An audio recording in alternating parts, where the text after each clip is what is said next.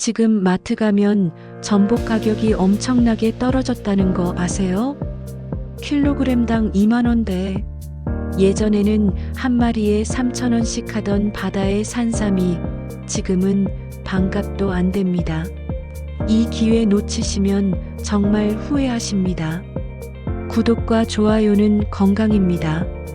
안녕하세요, 여러분. 우리 가족 건강 이야기입니다. 며칠 전에 동네 마트에 갔다가 깜짝 놀랐습니다. 전복 코너에 사람들이 우르르 몰려 있더라고요. 알고 보니 가격이 엄청나게 내렸더군요. 옆에 계시던 할머니 한 분이 이렇게 말씀하시더라고요. 우리 손주들 전복죽 끓여주고 싶었는데 너무 비싸서 엄두도 못 냈어. 근데 오늘은 2kg이나 샀다. 그 할머니 얼굴에 환한 미소가 가득하시더라고요. 저도 장을 보며 생각했습니다. 전복이 왜 이렇게 좋다고 하는지, 우리 어르신들 건강에 정말 도움이 되는지 제대로 알아봐야겠다고 말입니다. 그래서 오늘은 여러분과 함께 전복 이야기를 나눠보려고 합니다. 먼저 지금 전복이 왜 이렇게 저렴한지부터 말씀드리겠습니다.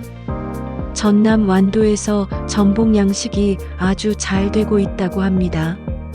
완도는 전국 전복 생산량의 99%를 담당하는 곳입니다. 바닷물 온도가 여름에는 28도 이하, 겨울에는 7도 이상을 유지해서 전복이 자라기에 최적의 환경이랍니다. 여기에 품질 좋은 미역과 다시마를 먹고 자란 전복들이라 맛과 영양이 정말 뛰어납니다. 요즘 시장에서 킬로그램당 특대 전복이 2만 원에서 3만 원 사이에 거래되고 있습니다. 예전 같으면 상상도 못할 가격이죠. 90년대만 해도 전복 한 마리에 15,000원씩 했다고 하니까요. 지금이야말로 우리 건강을 챙길 수 있는 절호의 기회입니다. 그럼 전복이 우리 몸에 어떻게 좋은지 하나하나 알아보겠습니다. 첫째, 전복은 피로 회복에 정말 탁월합니다. 제 친구 어머님 한 분이 계십니다. 70대 중반이신데 요즘 기력이 없으셔서 걱정이 많으셨답니다. 아침에 일어나도 몸이 무겁고 조금만 움직여도 숨이 차신다고 하셨어요. 그래서 제가 전복죽을 권해드렸습니다. 일주일에 2~3번씩 전복죽을 드신 지 한 달쯤 지나니까 눈에 띄게 달라지셨답니다. 아침에 일어나기가 한결 수월해지셨고 산책도 전보다 오래 하실 수 있게 되셨다고 하시더라고요. 전복에는 타우린이라는 성분이 아주 풍부합니다. 타우린은 피로회복제의 주성분으로도 쓰이는 중요한 영양소입니다. 타우린은 우리 몸의 신진대사를 촉진시켜서 피로 물질이 쌓이는 걸 억제해줍니다. 그래서 전복을 꾸준히 드시면 만성 피로에서 벗어나실 수 있습니다. 둘째, 전복은 간 건강에 아주 좋습니다. 우리 나이가 들수록 간 기능이 떨어지죠. 술을 좋아하시는 분들은 더욱 그렇습니다. 전복에 들어있는 메티오닌과 시스테인이라는 아미노산 성분이 간의 해독 작용을 도와줍니다. 간경화나 간염 환자분들에게도 좋은 식품이라고 의학계에서 인정하고 있습니다. 제가 아는 한 어르신은 건강검진에서 간 수치가 높게 나와서 걱정이 많으셨습니다. 술도 끊으시고 운동도 하셨는데 수치가 잘 안 떨어지더래요. 그런데 전복을 챙겨 드신 후 다음 검진에서 간 수치가 정상으로 돌아왔다고 아주 기뻐하시더라고요. 물론 전복만의 효과라고 할 수는 없지만 분명히 도움이 되었을 거라고 생각합니다. 셋째, 전복은 혈관 건강을 지켜줍니다. 나이가 들면 콜레스테롤 수치가 높아지고 혈압도 올라가기 쉽죠. 전복의 타우린 성분은 콜레스테롤 수치를 낮춰주고 혈압을 안정화시켜줍니다. 뇌졸중이나 심근경색 같은 무서운 심혈관계 질환을 예방하는 데 효과적입니다. 또한 전복에 들어있는 베타인이라는 성분은 혈전이 생기는 것을 방지해줍니다. 혈전은 혈관을 막아서 큰 병을 일으킬 수 있는데 전복을 꾸준히 드시면 이런 위험을 줄일 수 있습니다. 넷째, 전복은 눈 건강에도 좋습니다. 나이가 들면 눈이 침침해지고 시력이 떨어지는 게 당연하다고 생각하시는 분들이 많습니다. 하지만 관리를 잘하면 충분히 좋아질 수 있습니다. 전복에는 비타민 A가 풍부하게 들어 있습니다. 비타민 A는 망막 건강에 꼭 필요한 영양소입니다. 특히 어두운 곳에서 시력을 유지하는 데 도움을 줍니다. 백내장이나 결막염 같은 암과 질환을 예방하는 효과도 있습니다. 예전에 한의학에서는 전복 껍데기를 석결명이라고 불렀습니다. 눈의 노화 속도를 늦추는 약재로 사용했다고 합니다. 전복 껍데기를 식초에 담갔다가 굽고 또 식초에 담그기를 서너 차례 반복한 다음 곱게 갈아서 복용했다고 하네요. 다섯째, 전복은 뼈 건강에도 아주 좋습니다. 우리 어르신들은 골다공증 걱정이 많으시죠? 특히 여성 어르신들은 폐경 후에 뼈가 약해지기 쉽습니다. 전복에는 칼슘과 인이 풍부하게 들어 있습니다. 칼슘은 뼈를 튼튼하게 만들어주고 인은 칼슘이 뼈에 잘 흡수되도록 도와줍니다. 또한 전복에 들어있는 비타민 B9는 칼슘 흡수를 촉진시켜서 골밀도를 높여줍니다. 실제로 제 이웃집 할머니 한 분은 골다공증 진단을 받으셨는데 전복과 멸치, 우유를 꾸준히 드신 후 뼈 건강이 많이 좋아지셨다고 합니다. 계단 오르내리는 것도 전보다 한결 수월해지셨다고 하시더라고요. 여섯째, 전복은 면역력을 높여줍니다. 요즘 같은 시기에는 면역력이 정말 중요하죠. 전복의 풍부한 아연 성분은 우리 몸의 면역 기능을 증강시켜줍니다. 감기나 독감 같은 질병에 걸릴 확률을 낮춰줍니다. 또한 전복에 들어있는 다양한 무기질과 비타민들이 백혈구의 능력을 향상시켜서 우리 몸에 침투하는 각종 균과 바이러스를 물리치는 데 도움을 줍니다.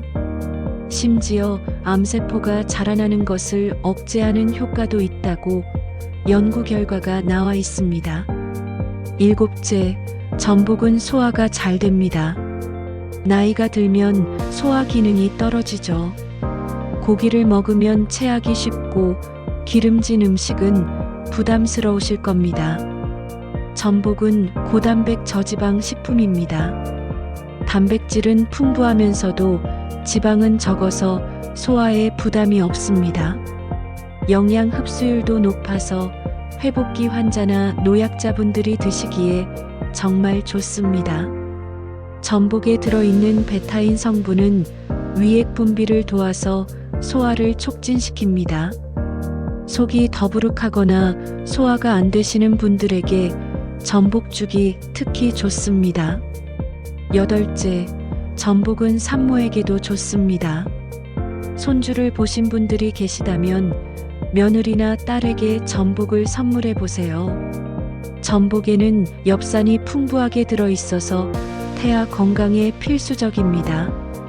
또한 비타민 B1, B12, 칼슘, 미네랄 등이 산모의 모유 분비를 촉진시켜줍니다.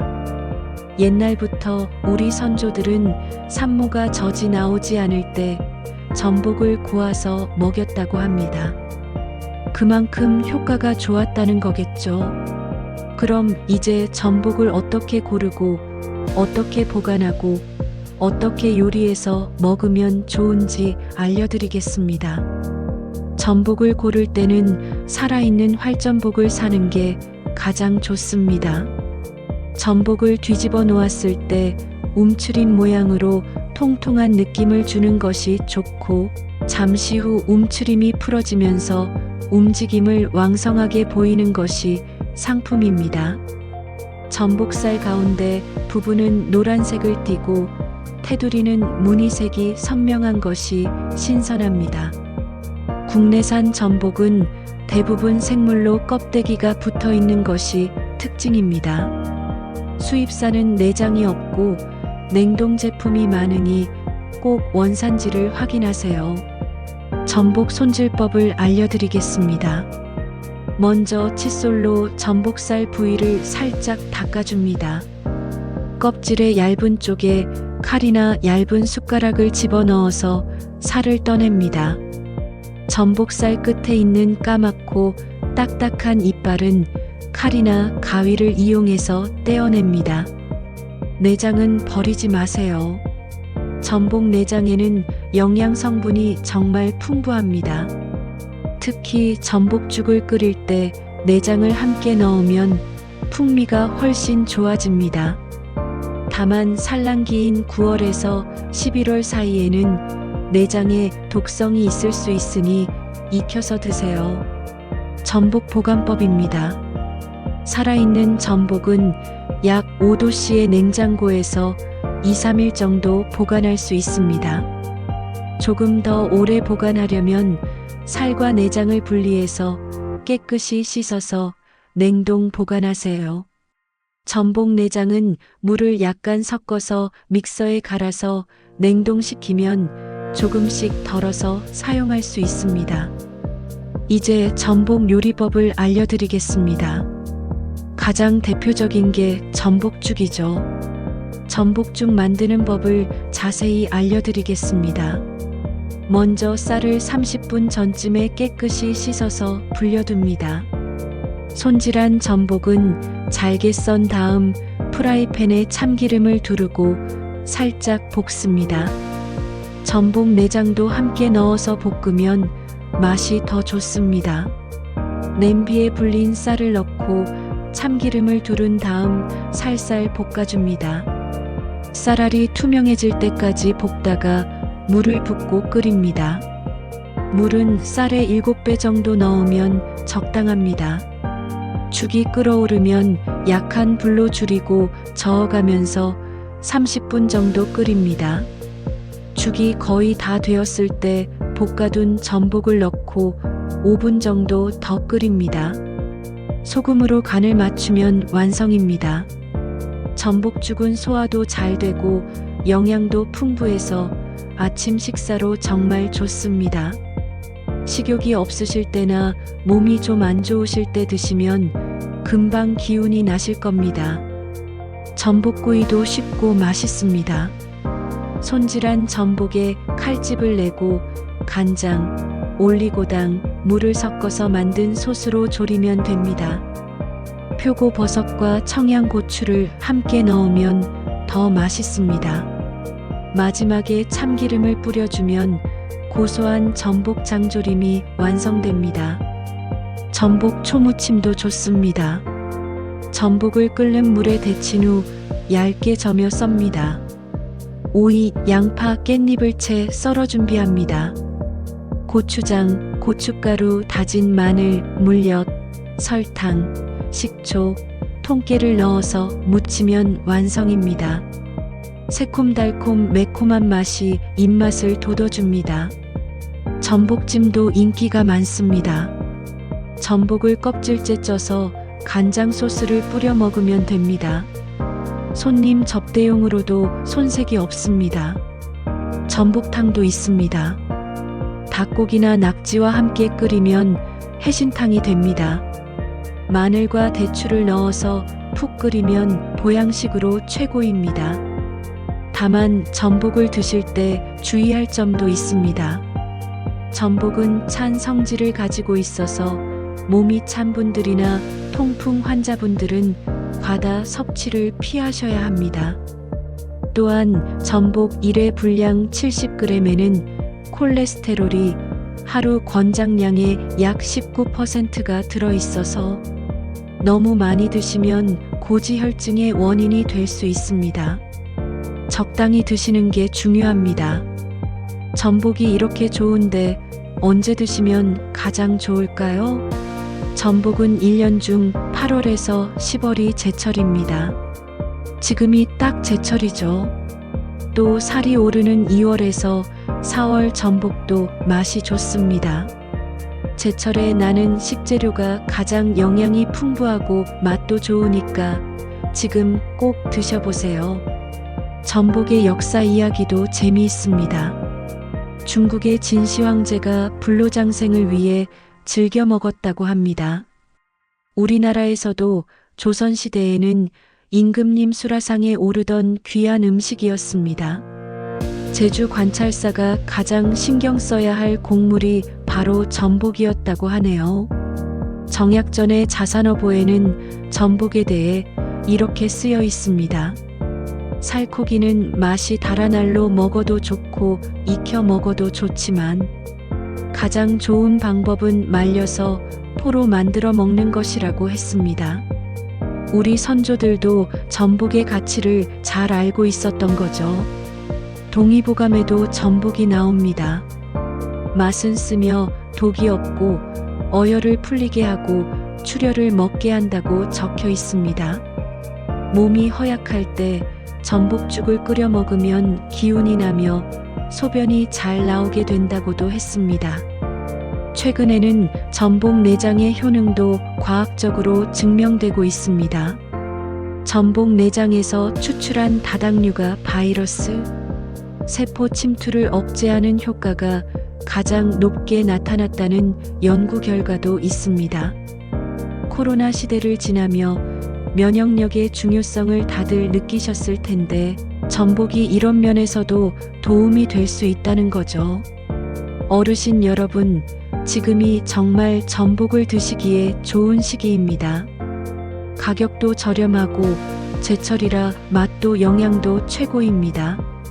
마트에 가시면 꼭 전복 코너에 들러보세요. 전복 1kg이면 가족들과 함께 맛있는 전복죽을 여러 번 끓여 드실 수 있습니다. 손주들이 오면 전복죽 한 그릇 끓여주시면 정말 좋아할 겁니다. 우리 몸에 좋은 전복으로 온 가족의 건강을 지켜보세요. 오늘 말씀드린 내용 정리해 드리겠습니다. 전복은 피로 회복, 간 건강, 혈관 건강, 눈 건강, 뼈 건강, 면역력 향상에 좋습니다. 소화도 잘 되고 영양 흡수율도 높아서 어르신들이 드시기에 정말 좋은 식품입니다. 활전복을 고르실 때는 살아 움직이는 것, 살이 통통한 것, 색이 선명한 것을 고르세요. 손질할 때는 이빨을 제거하시고 내장은 버리지 말고 요리에 활용하세요. 전복죽, 전복구이, 전복 초무침, 전복찜 등 다양하게 요리해서 드실 수 있습니다. 다만 찬 성질이 있으니 몸이 찬 분들은 주의하시고 콜레스테롤 수치가 높으신 분들은 과다 섭취를 피하세요. 적당히 드시는 게 건강의 비결입니다. 여러분의 건강한 노후를 위해 전복을 꼭 챙겨 드시기 바랍니다. 건강한 식습관이 건강한 삶을 만듭니다. 우리 함께 건강하게 나이 들어갑시다. 구독과 좋아요는 건강입니다.